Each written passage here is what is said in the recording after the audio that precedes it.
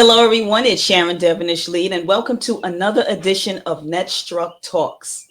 Having financial stability is key in this day and time. Join me as I discuss with an expert coach who created her own financial stability for herself and now helping others. Stay tuned.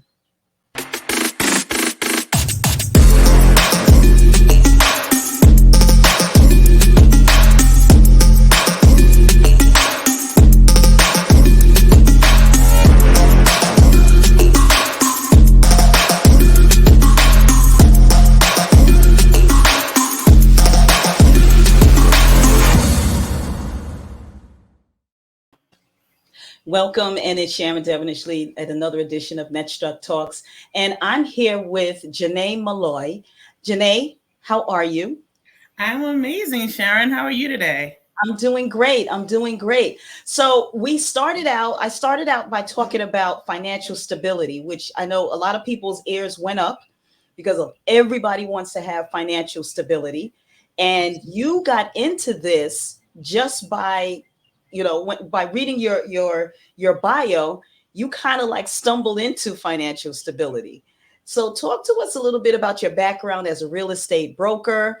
You're a financial coach now. I mean, how did you decide? How did this happen? Totally by stumble. Absolutely. People always ask the same question, like, how did you get into, especially these dual careers that I have, right? Mm-hmm. I always share, no one teaches us anything about finance. No one taught our parents. So there's no one to teach us, potentially in communities of color.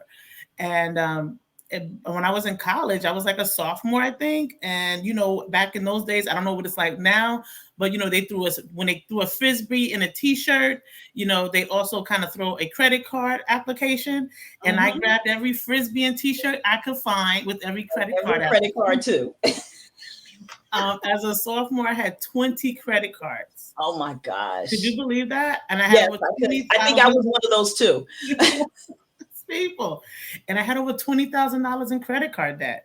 And as teenagers, we think we're super bright, right? So I was like, I had the address and telephone number was my mom's telephone number back at home. Mm-hmm. So when the credit card companies were calling, because I couldn't pay all that debt, guess who they were calling? Your mother. Not me. And out of fear, old school fear of my parent, my mother said, what is this stuff? Why are people calling me? You're going to ruin your life before you've gotten started. And she was right. And she said, you better have a plan for this debt to clear this up by the time you got home. And I was fearful, like everyone, like I should be. And I worked on that. I called everyone I knew. I said, I need a job. Somebody find me a job. And a friend, I was studying accounting. My mother was paid for me to go be a CPA. And a friend said, well, I have a friend. No, she said, my cousin's godmother's best friend is hiring someone for their upstart bookkeeping company. Are you interested? Yes, and yes, I'll be there. And that's how I got into kind of the accounting and finance side of my life. And at the same time, my godmother was running a real estate company. And she said, your mother's going to kill you. You better come over here and get to work. Right, exactly. Yeah. So I went to work from 8 to 3 at the accounting firm and from 4 to 10 at the real estate firm. And that's how I got into the industry.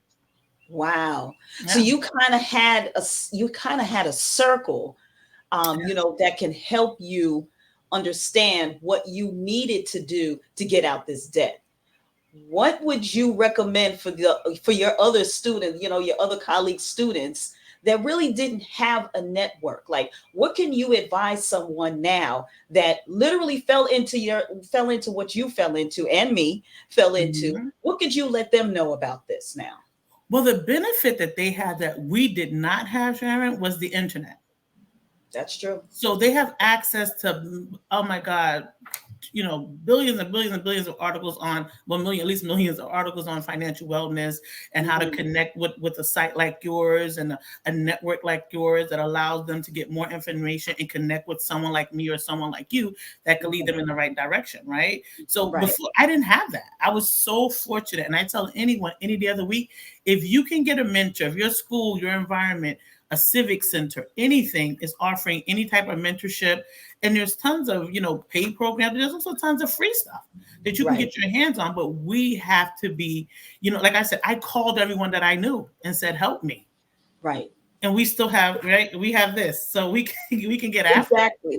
And that's where you can start now. You know, you can reach out to me, you can reach out to you. There's so many resources now that people have that you and I didn't have, you know, 11 years ago.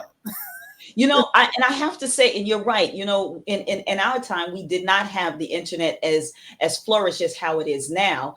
But we also did not really know how to reach out to ask for or even know about financial stability.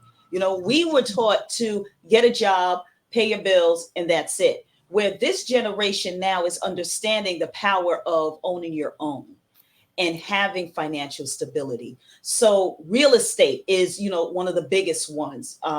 Financial coaching, those are two big ones that really put people in place, young people in place, and even our age now, we're realizing how lucrative this industry is, but doing it the right way.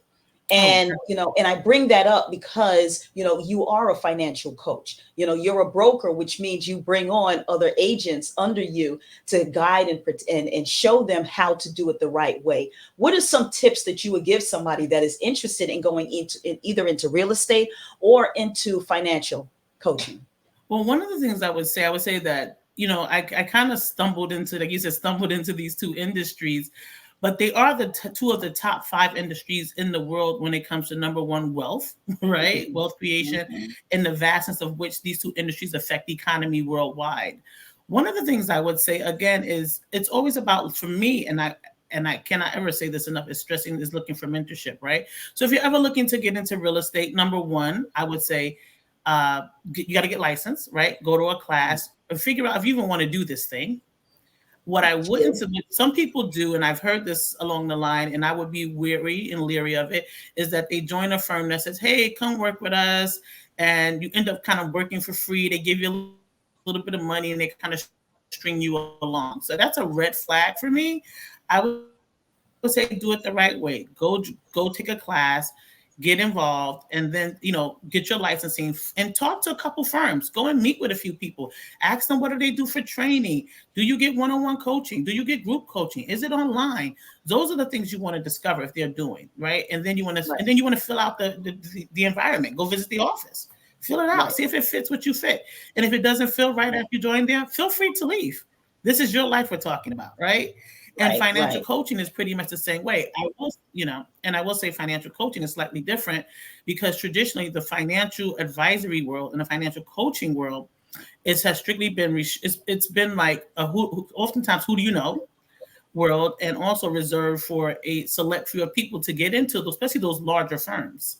That's true. So, and it's just been what it is. We've been fortunate enough that now the world is opening up a bit. There are a lot of independents that are coming out that are allowing people access and things of that nature. But also people are starting their own stuff, right? But I'm a big fan of getting coaching, especially because, and also every coach needs a coach, right? So I still have Yes. coaches.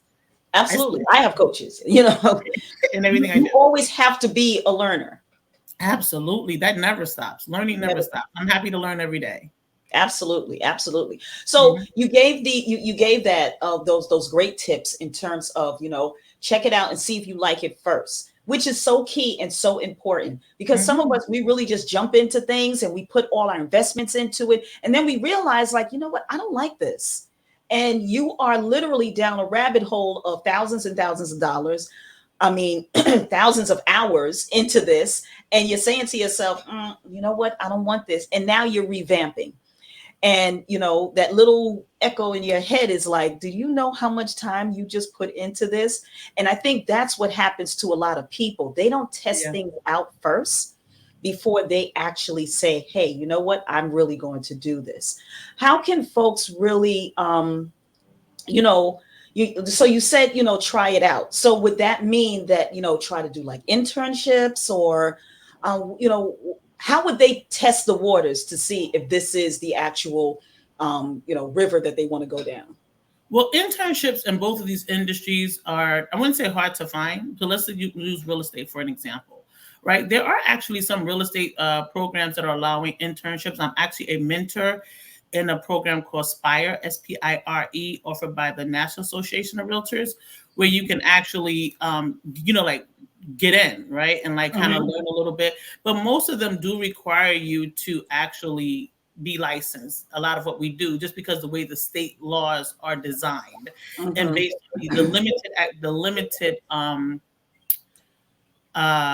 limited activities that you can actually perform, right? Okay. Like you Mm-hmm. can't in real estate, other than probably opening a door for someone. I mean, you can shadow someone in that sense, I guess, right? But you couldn't do anything other than open a door for a client. Otherwise, you're breaking. If you said, "And this is the kitchen," you're literally now breaking the law because you're not licensed to say, "Here's the kitchen." It's simple as that, Lisa. Oh wow, really? Yeah, you really are, right? Oh Because my we goodness. we So went you're to telling me if I go around and say, well, this is the kitchen and this is the bathroom inside the kitchen, I'm going against laws now. I'm going. like, if you're saying that if they're thinking that you're a real estate agent and you're representing a firm and you're like Wow. and you're not licensed, so but you can't, there's nothing wrong with what I said, like reaching out to some people you may know, going into some local firms and say, hey, I'm interested in real estate. Do you have a program that I could, shadow someone with? And this is what I'll say, why things you need to watch out for, because if they're paying you, that is not an internship in real estate, because we're not allowed to do that. Gotcha. Right? So they're like, oh, we're going to give you a cut of the commission, right? If you stay Mhm. here or you do this open house. And I say that seriously because so many people have been strung along and end up doing full-fledged real estate work and Mhm. never getting their right share of the money and literally doing open houses, running around, doing all this hard work, and they're not getting in there. So go to what you might consider a reputable firm, maybe someone you heard online, maybe someone you call around, ask some friends, reach out to me, I'm here, and let's see how we can get you into something that would work effectively. That's And I great. just hate for people to get taken advantage of. That's my biggest, red No, flag. and that's important. And I'm glad you brought that up. That really is important. So make sure that you guys, if you are interested in this line of work in real estate, go to a reputable company, ask if they have a program that shadows someone. If they're saying that you will get paid or they're going to give you a portion of an of a sale or whatever, then that is not the right way to go, because if Especially if you it's not don't, in writing.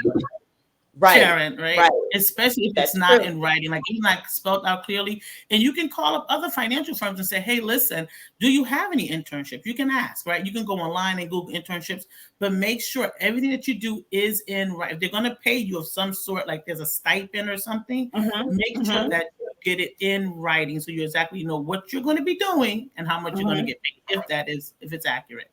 Got you. Got you. Perfect information. Thank you so much with that. Mm-hmm. Now, we're in an economic war right now with the war in Ukraine. And again, my heart goes out to everyone that's living over there. But in your real estate experience, Mm-hmm. going through this economic war, is this a good time to buy or sell? Because I know a lot of people are kind of hesitant. I know in the news, they're talking about it's a buyer's market to sell. In your experience, with your expertise, what do you think this is a good time now to do? I think that a time to buy or sell, whenever the good time is only good when it's good for you. Doesn't Mm. matter what the market is saying. When the time is right for you to achieve what your ultimate dreams and goals are, right? Because that's when you'll know that all the pieces come together. I Mhm. work in a way where everything that I do, one thing affects the other, right? Your Mhm. finances are not separate from your real estate or from how your kids are going to go to college or how you're going to retire. What's happening now all affects each other, right? And we talked about it being a holistic process. So Mhm. everything affects the other. So when it comes to whether or not it's a right time to sell or buy, is it a good time at this time? If you're thinking about selling your home and you're thinking like, well, I'm going to move in the next 6 months, a year, you may want to say, should I push those plans up? Here's why. Because Mhm. it's a pretty good time, I would say, for either. Because right now, rates are still, everyone's saying rates are so high. Rates are high compared to significant lows, below normal lows during the pandemic, right? During the 2020, 2021, 2020, early 2022 era. So those lows really never really existed. So we've never seen that. So, but right where rates are now, they're pretty normalized, right? In Mhm. regard, I mean, I got into this industry 20 plus years ago, right? And the rates were significantly higher than they are, and sometimes in double digits. In 2008, we saw some of them even in double digits. So I've seen rates significantly higher. So people, that's what they're always concerned about. What is the rate? What is the rate? What is the rate? So only thing that happened in 2020 and 2021, and now with Ukraine, with the war in Ukraine affecting the world globally, was that okay? We had COVID, rates completely tanked, and they were low because they wanted to get the economy back to moving, which encouraged people to go out, people to buy, people to start businesses. All these things happen. So more people were now able to buy property at that time because they had less money going to interest and more money available to go to actually purchase of a property, right? When you look at your mortgage is your principal interest, right? Your principal interest and your insurance primarily. So less money was going to interest because the rate was so low. So it was more money allowable for you to actually buy a home. Now the rates are creeping up, which means it's less people are gonna be in the market and overbidding on property. So homeowners, if you're looking to buy, if you're looking to sell, it's still a good time to sell because buyers are still qualified, they're still able to purchase, and they're in a good space themselves. So again, for buyers, yes, if you're still in a good space, your numbers still make sense, you feel comfortable, and you can sleep at night with your mortgage payment, because that's what's important. That's because what's important. No real estate agent or mortgage broker is going to show up and pay your mortgage for you. Right. So you make sure you're comfortable in that space that that they're giving you. And if you're comfortable, yes, move ahead. If the timing is right for you, move ahead and buy the home that you've been dreaming of. And if you're looking to retire shortly, make the move. And I like what the answer that you gave, that, when is the right time? When you are ready. And that just shows that you are in tune with your clients, and it's not what you're in tune with the going rate of what's going on. So you talk about a holistic approach dealing with clients, and I'm assuming that's part of that holistic approach, where you are connecting with them on more of a personal level than it is really just a business, like, I need to get this sale. Talk a little bit about your holistic approach. Absolutely. When I sit down with clients, I always tell them, listen, this is going to be a slightly different process than you've ever experienced.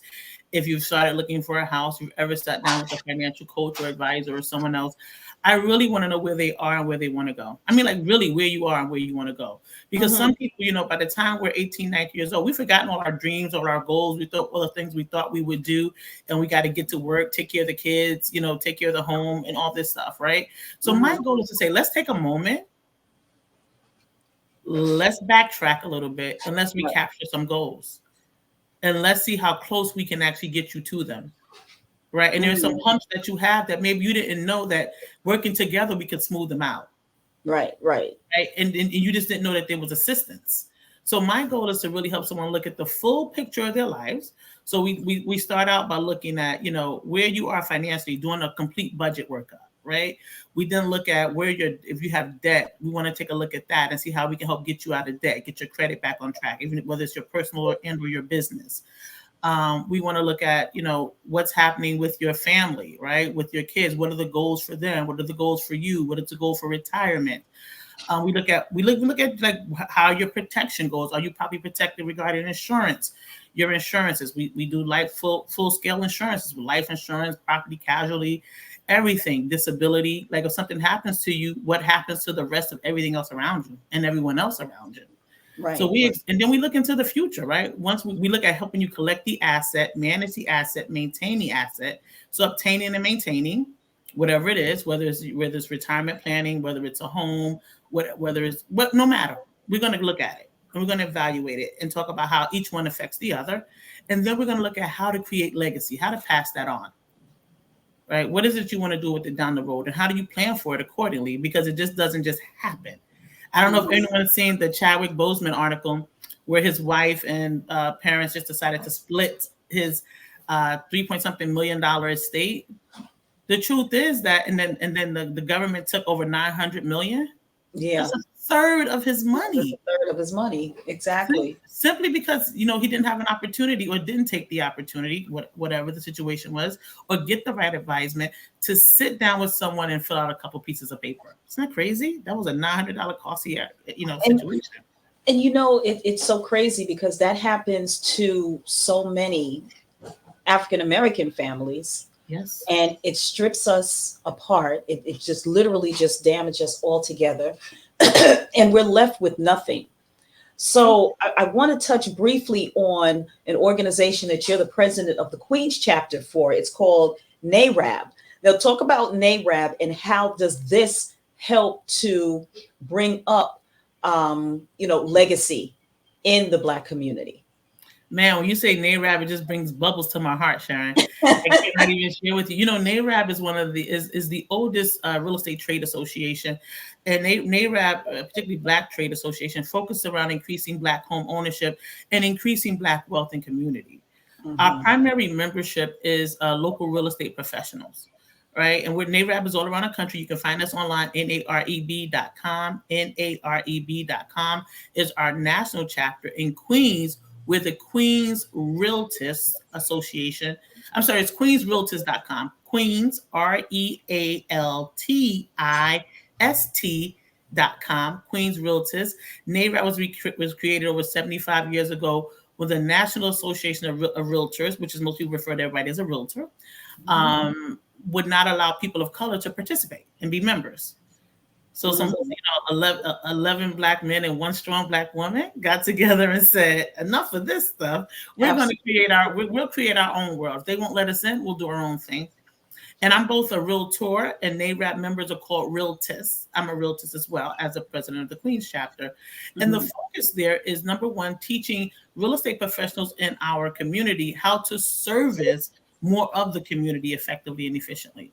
So we focus on how to make sure that people in our community are getting equal and equitable, loans, and they're not being taken advantage of. They understand the market. They understand what's going on in their community, how to purchase a home, how to save their home if they're having issues regarding maybe this foreclosure issues, late payment issues. How do we give you advisement? Our focus is this completely everything, and also how to look on the outside of things. We also focus on helping people with things like deed theft. Right, that's a huge issue that's going to be coming up in our community over the next several years, considering how many people in our community died from COVID and maybe leaving a home. And some people maybe not have family that easily knows what's going on with their lives. And people are literally moving into people's property and taking over. Like, you have no idea. Right? No, I actually do. I actually know a few people that's happened to. So it's, it's disturbing. But, the work that you're doing with this organization needs to be known throughout the entire, nation. There's a national organization, but they're chapters. How do you guys get the word out to really, let the Black community know that this resource is here? And how can we help get that out? Great question, Sharon. One of the ways that our chapters get the word out is by often holding community events. We're in touch with local ministries, local civic associations, local political figures to say, hey, on a local level, let's work together, right? Because we can only do this together. We talk about, especially in the Black community, we talk about other communities doing things together, right? So we have to do this together. It's the word of mouth. It's the one-on-one. It's bring a friend to an event. It's to show up and share the information, and let's not ignore it. We know you're busy and have a ton of things going on, but these are the things that will save our communities. And if we don't focus on saving our communities and legislation as well, we won't be here. And if some of you are experiencing where your communities are becoming so expensive you can't live in, you need to be talking to NARA, right? You need to be talking to us. You need to be talking to the Queens Realtors Association, because our focus is maintaining community. And maintaining community means maintaining you in it, right? So exactly. That's really what we're about. So we want to make sure people can stay in community, afford to be there. Huge focus right now on affordable housing across the nation. Huge focus on how our student loan debt affects us when it comes to buying and credit. It affects us differently. So we want to make sure that we get a handle on that with our legislators. We have some major issues on deck in legislation. How can we save pre-tax money so that we can be able to buy a home, specifically to buy a home and invest in home ownership? And also, how can we work collectively to buy homes? That's something we don't really talk about, right? Everybody wants to buy a home, but I said, listen, to get with your sister, brother. I don't care if you don't like them or not. You don't like your landlord either. It's okay. Exactly. You're still paying rent. You're still paying them thousands of dollars a year in rent, right? So get with your sister, brother. You get your piece, they get their piece, and you guys, do your thing. Yes. Listen, I can talk to you so much longer about this, because this is important. This is Absolutely. really important in how, we need to, have financial stability. We need to, learn about the different ways and what we need to do to help each other out, to get to another level, to work together, collaborate. All of this is so important. I'm going to have to bring you back on because, You, and just literally just talk about NARA and yeah. just really see how this whole thing can go, how we can get more and more people in the Queens community, also on a national level, in terms of creating that financial wealth for Black communities. And So everyone needs to reach me. I'm at Janay Malloy on all platforms. You can find me, send me a message. I'm here. absolutely, and you can see it right there at the bottom of the screen. It will Thank you. also be in the comment box as well. Janay, thank you so much. One last thing, real quick, what would you leave with us, before we leave? Stay persistent. Don't give up. No matter what's going on, just stay persistent. Know that there is an answer somewhere. You just Mhm. have to keep asking. Absolutely. Thank you so much. And Thank you. ladies and gentlemen, thank you again for watching another edition of NetStruc Talks. I'll see you at the next one. Take care.